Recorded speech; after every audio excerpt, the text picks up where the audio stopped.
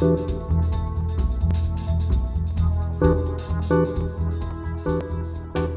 this interview, Flo and Michael have a chat with John Bartle about his research on the centre of politics. How do you identify where the central ground is in politics? The political centre really does matter because it's thought to shape general election outcomes very clearly. And we also know that the relationship between the centre ground and the government who's in power is thermostatic. When a Conservative government is in power, the centre ground shifts towards the left, whereas when a Labour government is in power, the centre ground shifts towards the right.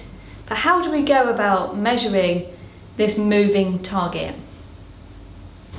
My name is Dr John Bartle. I'm a reader in the Department of Government at the University of Essex. So to begin with, could you just give us a short summary of your study and the methodology you used? Okay, I should begin by giving you a little bit of autobiographical context. I began my research into voting behaviour by looking at how individuals behaved. I basically was concerned with describing the differences between Conservative, Labour, Liberal Democrat voters. And I believe that if I could describe the difference between Labour, Conservative, Liberal Democrat voters in Britain, I could use that information about individuals to tell a story about election outcomes, to explain why, for example, the Conservative Party won the general election in 1992 and why the Labour Party won the general election in 1997. At my PhD viva, which took place now some 18 years ago, my internal examiner, Professor Ian Budge, suggested that there was a problem with my basic approach. And the problem with the approach that I was previously taking was that I was focusing on individuals and believing that I could use that information to generalise about elections. But as he pointed out at the time, my models, even when they explained individual voting behaviour, I found preferences matched behaviour and evaluations matched behaviour. And my models were silent about where preferences and evaluations came from. So we know that voters respond to what governments do and what parties do. They evaluate governments and they evaluate parties.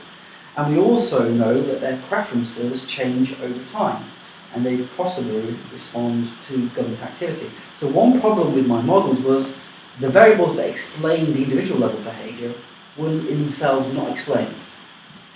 And the other problem was that political parties featured in my models of individual behaviour only very indirectly. So we asked people to locate themselves on some proximity scale, and we located them, asked them where they thought the parties were positioned on the same scale, we worked out the difference between the positions, and predicted that the voter would vote for the party that they felt closest to. But the problem with that is that where did those perceptions of party position come from? Often people who were Labour would have no idea what Labour's position was in the policy, and they would just simply assume that since they voted Labour, they must be closer to Labour, and their reported vote would determine the difference between their own position and their perception of party position. So really, proximity was a consequence of their vote rather than the cause of the vote. So that was a problem with the approach I had. And at the time, I didn't know of any methodology which enabled me to track voters' preferences over time. The Manifesto Research Group, now MARPOR, have measured the party positions at election after election in Britain and in France and all over the world, election after election, using manifesto statements. They code up left statements, right statements, work out the position on the left-right scale. So we can track the parties over time at each election on the left-right scale. And I thought it would be great if we could do that using public opinion data, so we could locate the voter on the same scale. And that's what I wanted to do. I wasn't aware of any methodology that would enable me to do this until my attention was drawn to the work of Professor James Stimson at the University of North Carolina, Chapel Hill. And he worked out a methodology of tracking the electorate over time. He'd applied that originally to the US from 1952 right through to 1996. And he had used his methodology to trace how the electorate changed on the liberal conservative, what we think of as a left-right scale, over time. So I was aware of that literature and aware of the method, and before the 2005 British General Election, I contacted Professor Stimson. I offered to collect data, and I said to him, if you collect the data, would you use your methodology to estimate the position of the electorate? That would enable us to do that. And very fortunately, we agreed that we'd do that. And since then, I've been using the algorithm to track the movements of the electorate on a left-right scale over time. Originally, in the British Journal of Science article, the estimates went up to 2005. We've now estimated the mood now to 2014.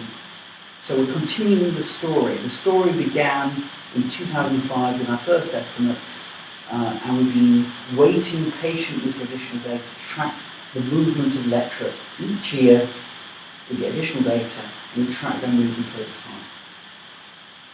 Are there plans to continue this then into The plan is to continue this. There are two plans. One plan is to continue this project for the UK. You have to be patient as a social scientist. Real data, real evidence accumulates over time. One of the lessons I've learned of this project is that we have to be patient. We have to gather all the data, or try to gather as much data as possible, and see how things evolve over time. You mentioned James Stimson earlier in his work. Is the Dyad ratios algorithm, is that part of his methodology as well? James Stimson is probably one of the leading 2 or 3 people in public opinion in the world. And as he explains it, he was sat at a seminar once listening to somebody talking about a subject which was unrelated in the sense of public opinion. The inspiration for his estimator was simply a statement that was made by a political scientist. He said that politicians are aware of public opinion. They sense the mood, they sense changes in the public mood. And they know when there is an appetite for government to do more and an appetite for government to do less. They're aware of when people are concerned about the quality of public services and want government to do more, and they're also aware about when they think that there's too much taxation, too much regulation, too much government. And that simple statement at an academic seminar got Jim Stimson thinking about this. And his intuition was, if politicians can sense this change in the mood, then there ought to be some evidence of changes in the mood in the survey record. And his intuition was this. We know if we measure preferences of any given individual about a particular subject today and next year and the following year and the following year, their response to a particular question about a controversial issue, welfare, trade unions, public ownership, today, their response today will be a pretty poor predictor of the response in a year's time, and in 2 years' time, and in 3 years' time. But if we look at aggregate responses to the same question, and take responses aggregated across an entire sample, that aggregate response today will be a good predictor of public opinion on the same issue next year, the following year, and the year after. And the reason Jim reasoned was very, very simple. Whereas individuals made a lot of errors when answering questions, when you aggregate responses across individuals, random errors cancel out. Okay, so the intuition is that if we aggregate responses to the same question and look at how those aggregate responses today predict aggregate responses in the future, 1, 2, 3, 4, 5, 6, 7 years in the future, they're virtually perfect predictor of aggregate responses. And if you look at responses to lots of diverse issues, welfare, trade unions, public ownership, nuclear weapons, the European Union, abortion even, the death penalty. If you look at those responses over time and just eyeball the data, they all tend to move in the same direction. Not all of the responses and all of the series move in the same direction, but a large majority of responses move in the same direction. Now naturally, as political scientists, we want to generalise the data as much as possible. We eyeball the data from the graph and we say, it's very, very interesting, isn't it, that responses to diverse issues seem to be moving in the same direction, leftwards or rightwards, or in the United States in a liberal or conservative direction. So the intuition that Jim had was that there must be something underlying those preferences, which we're not observing, which he calls the policy mood that's changing. So the logic was to take responses to the same question, aggregated across individuals in different years, and express those responses, or aggregate responses today and tomorrow and the next year, as ratios of 2 time points, which ratios are called dyads, two time points, and use those variations in those ratios over time to make inferences about how the policy mood or the public mood was changing. Okay? So that was the intuition, that the algorithm basically takes all the available marginal data, expresses it as ratios between 2 time points, and does it as many times as you can do it possibly. So expressing the ratio in many ways as possible, and use that information, and then averages across those ratios to produce an estimate of the policy mood. Now, because the policy mood begins and ends, you express them as ratios. Some data gets on the bottom side less times on the denominator, fewer times than others. So you can do it forwards, T1, T2, T2, T3, T2, T4, and so on. Or you can do it backwards, T5, T4, T5, T3 as ratios. You do it forwards and backwards, and if you do that, you extract the maximum amount of information from all this data. If I was to give you a look inside the data set, you just see lots of marginal responses to the same question stacked up on each other. Okay? And that's all that's going on in the ratio. It's basically expressing responses to the same question as a ratio, a dyad, and then averaging across all those responses. So when you talk about like going forwards and backwards, is that what you refer to as recursion estimation and backwards? Well, recursion is just simply making sure that you calculate all the possible ratios. Okay. So that's the recursion. The algorithm is programmed to hunt out every possible ratio that you can get, maximize it, okay? And it leverages in that information into the estimate. And it does it forwards recursion and backwards recursion. And that gives you an indication of how reliable the method is. Could you also please explain what the additional proximity factor is that you mentioned? Remember, the entire purpose of this exercise is to measure the average left-right position of the electorate for each year from 1945 right through to the present day. Okay? Because we know that the parties, we know from the manifesto data, that the parties move around over time. Sometimes the parties move in a leftwards direction. In the 1950s in Britain, the Conservatives and Labour compete on the left side of the dimension. In later periods, both the Labour and Conservative Party moved steadily rightwards. But in all elections, Labour have remained to the left of Conservatives, every election.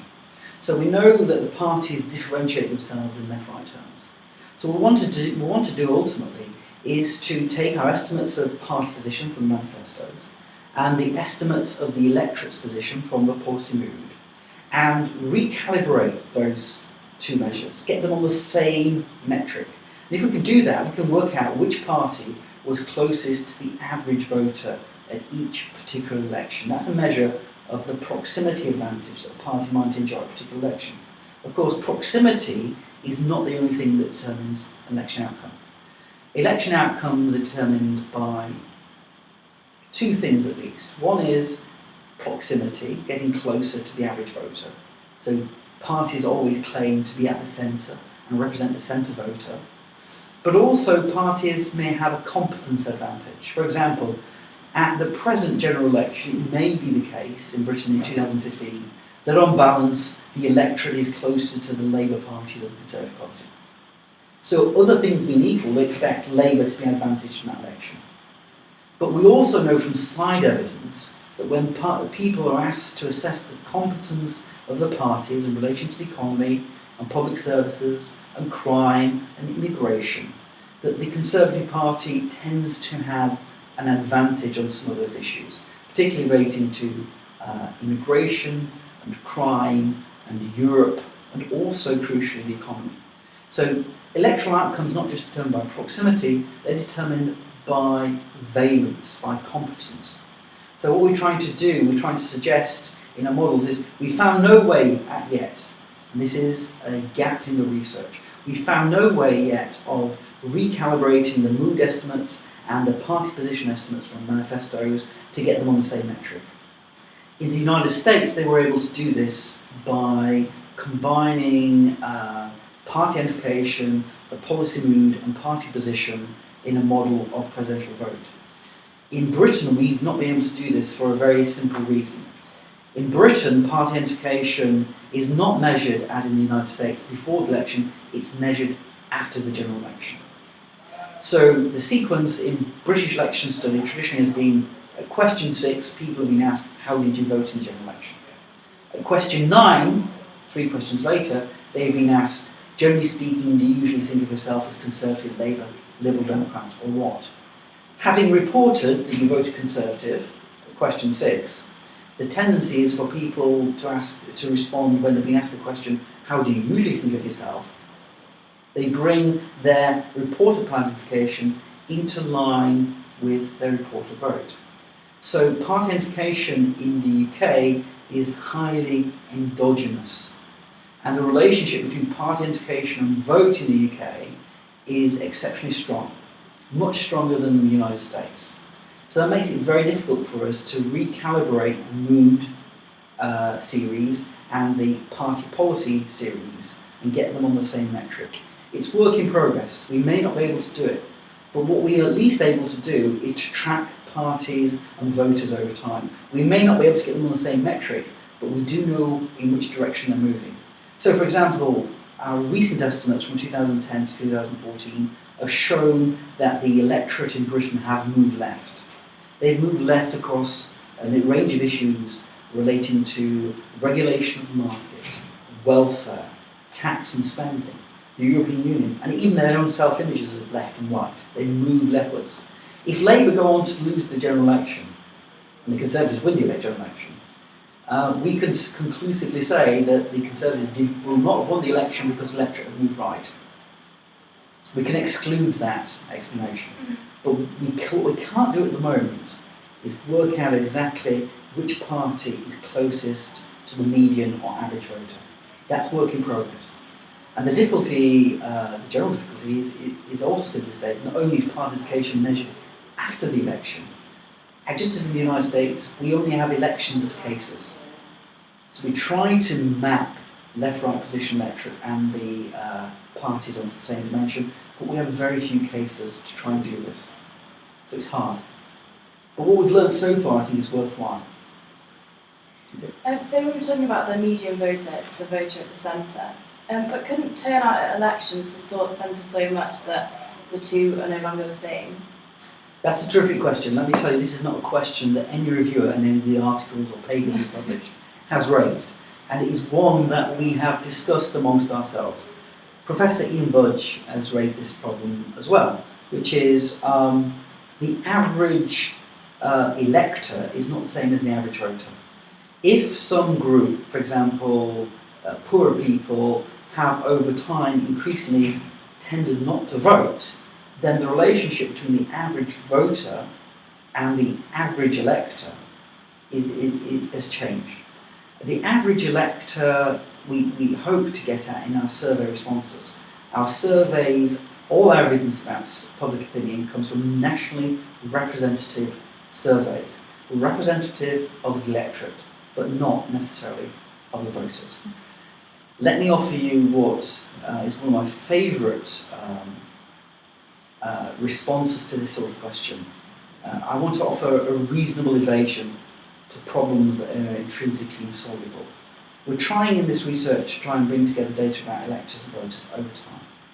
That's a really big project. That's difficult enough without considering the issues relating to the electorate. Yeah. It's possible to take this proposition seriously and possibly use British election study and British social attitudes data to try and establish whether there's a difference between the median voter and the median elector. And it's a great project for any young political scientist that would like to do it. But it would take us, it deflects us at the moment, a very interesting question, but it would deflect us from our main concern, which is about tracking the policy mood and trying to understand how the parties respond to the voters and how the voters respond to the parties. Okay. Can we talk a little bit about sample size? So Yeah. what was the sample size and things like, you say that minor variations can cause skews in the data. Mm-hmm. So which minor variations did you choose to include and which did you choose to ignore? Okay. Question, how many people in the sample? Each item that goes in to the series in Britain, most surveys in Britain have a minimum of 1,000 respondents. It's the same survey, an individual might be asking a question about nationalisation, privatisation, welfare, taxation, trade unions, European Union. So the same person is given a response, and those responses are aggregated across individuals. So it's very difficult to work out how many individuals are contained in the data set, because the same individuals may be given different responses to different items. Okay, so that's the difficulty. In terms of maintaining consistency, originally when we started collecting data, we were very, very demanding in terms of consistency. The question had to be asked in exactly the same wording, by the same polling organisation, using the same methodology. Okay, so we could rule out any differences as a result of changes. Particularly in the early periods, in the 1950s, there were very minor variations in question wording. And we have very little data about the 1950s. We want to tell a story about how the British party system, electoral system, has changed over long periods of time. So any data we have about public opinion in the 1950s and 1940s is pure gold. And if the differences in question wording are very minor, so one question might refer to benefits, another question might refer to welfare benefits. Those sorts of differences we tolerated, okay, very minor differences. But where there were significant differences in question wording, or where people were given different response categories, we tried to be very consistent, and if there was any difference in question wording, we treat it as a new question. Okay? The difficulty, simply stated, in the 1950s was that there was only really one polling organisation, Gallup. They were a splendid organisation. Unfortunately, the original computer files with the responses and the perfect question wording didn't make their way into the public domain. And so what we have is the data as it is recorded in handbooks and occasionally in a few books about politics, digging them out over time. And we have to rely on Gallup being consistent. Okay? There are some organisations, there is an organisation out there which is wonderful. It's called British Social Attitudes. And these people do something which is apparently very boring. They ask the same question year after year after year after year after year. So now, for example, our database, the preferences database, around 60% of the responses come from one source, British Social Attitudes. And that is a wonderful data source because it tells us about change. Some of those questions have been asked now for 36 years, every year. Okay? And some of them have been asked for 30 years. So that gives an enormous amount of data about how the underlying mood of the electorate is changing. And British Social Attitudes, absolutely exceptional and insisting in continuity. If there's any change in the methodology, they flag it up and they tell us.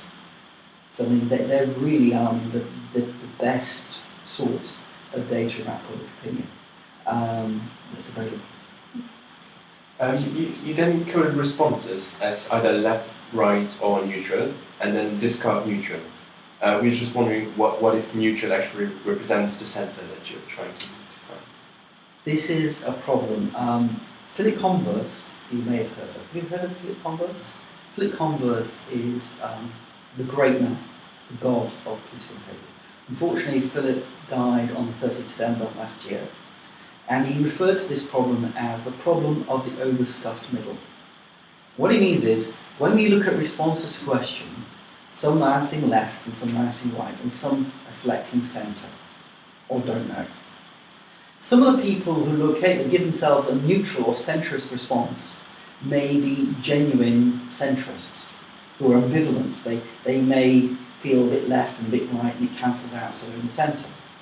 Some people who give a centrist response may be indicating to us that they don't understand the question. They don't want to admit they don't understand the question and say don't know, so they choose the centrist response. And some people may be choosing the centrist response because they're doing what Phil Converse speculated in a masterful essay in 1964 about the nature of belief systems in mass publics. That in effect, people were tossing coins when they're answering responsive questions. And some of them, they're given three response categories: left, right, centre. 1/3 of them tossing coins will select centre. There is no way of knowing whether the centrist response is a genuine centrist response, is a reflection of their ambivalence, the fact that they're a bit left and a bit right, which is different in a sense from being a genuinely centrist and thinking there's a middle way. And some people who are tossing coins, and some people who just simply don't understand the question. There is no way of knowing what it means. So I think your intuition is interesting, but there doesn't seem to be any way of establishing the difference between the people who are genuinely centrist and the people who are ambivalent and the people who are mentally tossing coins. It's a problem for everybody who works in the field of survey research. Some exceptional work is being done on the sources of don't know responses. Okay? And summarising don't know responses, we don't know about don't know responses. It gives us very little information. So your intuition is good, it's interesting, but there doesn't seem to be a way of teasing out the different sources of some centrist opinion. You've mentioned at several points research that has been a consequence of this article. Mm-hmm. Could you just what avenues of research did this article? Other people have been interested in taking the estimates of the policy mood and using it in their own research. So it's been quoted in other articles.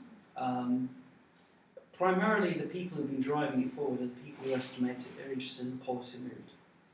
At the moment in the study of British political behaviour in elections, you're probably aware that most of the research relates to issues bearing on competence.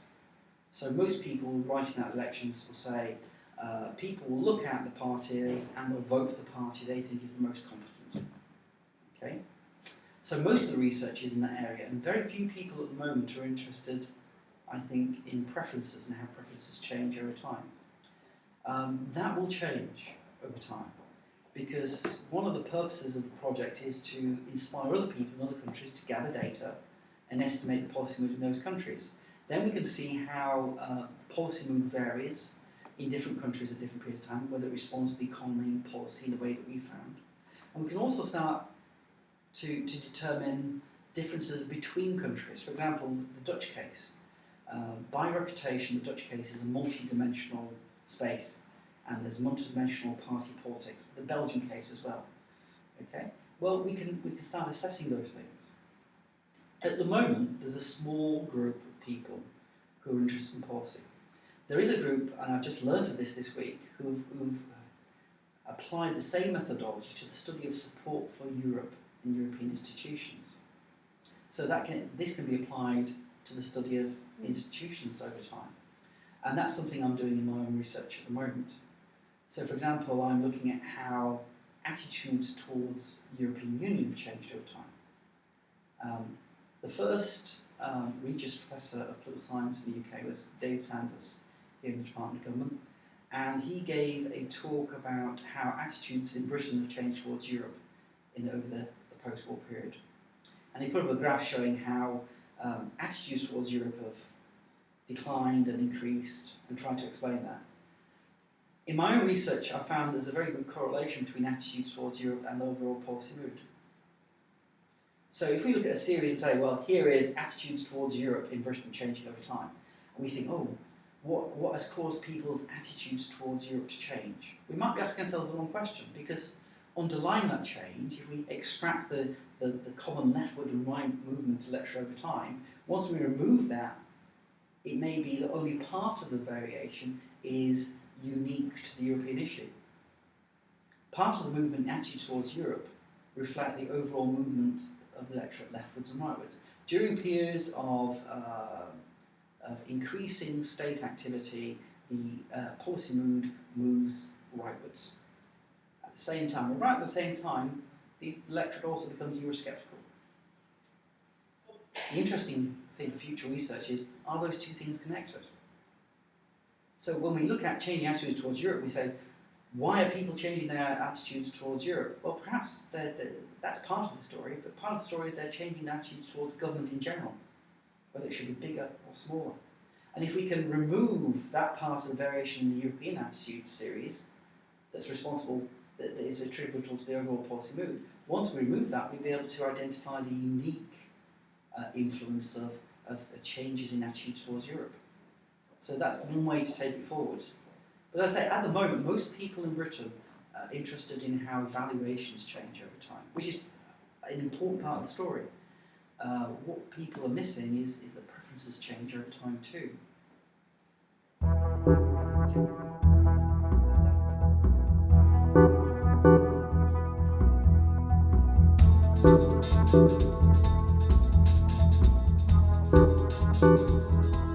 One of the first lessons that we learn from the John Bartle piece is around the usefulness of recursive estimation for filling in missing data points. A second issue is around how difficult it is to estimate the centre of politics, and this is because of this issue with the overstaffed middle.